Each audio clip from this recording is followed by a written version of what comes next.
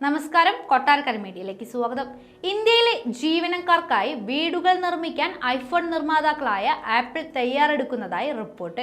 Foxconn, Tata, Salcomp എന്നിവയുൾപ്പെടെ ആപ്പിളിന്റെ കരാർ നിർമ്മാതാക്കളും വിതരണക്കാരും തങ്ങളുടെ ജീവനക്കാർക്കായി 78,000-ലധികം വീടുകൾ നിർമ്മിക്കാൻ പദ്ധതിയിടുന്നതായി എക്കണോമിക് ടൈംസ് റിപ്പോർട്ട് ചെയ്തു. കേന്ദ്ര സംസ്ഥാന സർക്കാരുകൾ പദ്ധതിക്ക് ഭാഗികമായി ധനസഹായം നൽകും. ചൈനയിലും ആപ്പിൾ തൊഴിലാളികൾക്ക് വീട് നിർമ്മിച്ചു നൽകിയിരുന്നു.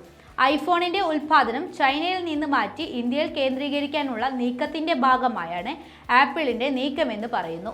ഇന്ത്യയിലെ ഏറ്റവും വലിയ ഐഫോൺ വിതരണക്കാരായ തമിഴ്നാട്ടിലെ ശ്രീപെരുമ്പത്തൂരിൽ പ്രവർത്തിക്കുന്ന ഫോക്സ്കോൺ അവരുടെ 35,000-ഓളം തൊഴിലാളികൾക്ക് വീട് നൽകും. ഫോക്സ്കോണിൽ നിന്ന് 41,000 ജോലിക്കാരുണ്ട്. അവരിൽ 75% സ്ത്രീകളാണ്. ടാറ്റ ഇലക്ട്രോണിക്സ് 11,500 യൂണിറ്റുകളാണ് ഹൈസൂർ പ്ലാന്റിൽ ജീവനക്കാർക്കായി നിർമ്മിക്കുന്നത്.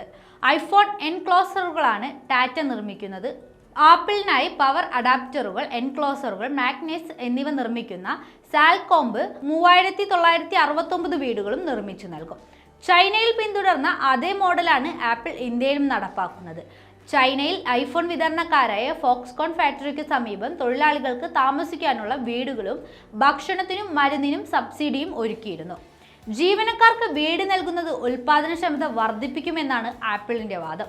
അതോടെ ആപ്പിളിന്റെ ഉൽപാദന യൂണിറ്റുകൾ ചൈനയിൽ നിന്ന് മാറ്റി ഇന്ത്യയിൽ കേന്ദ്രീകരിക്കാനുള്ള നീക്കത്തിന്റെ ഭാഗവുമാണ് പാർപ്പിട പദ്ധതി.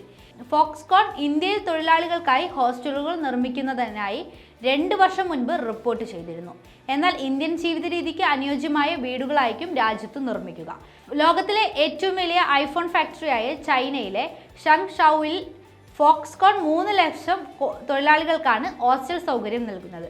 ഐഫോൺ സിറ്റി എന്നാണ് ഷങ്ഷൌ അറിയപ്പെടുക.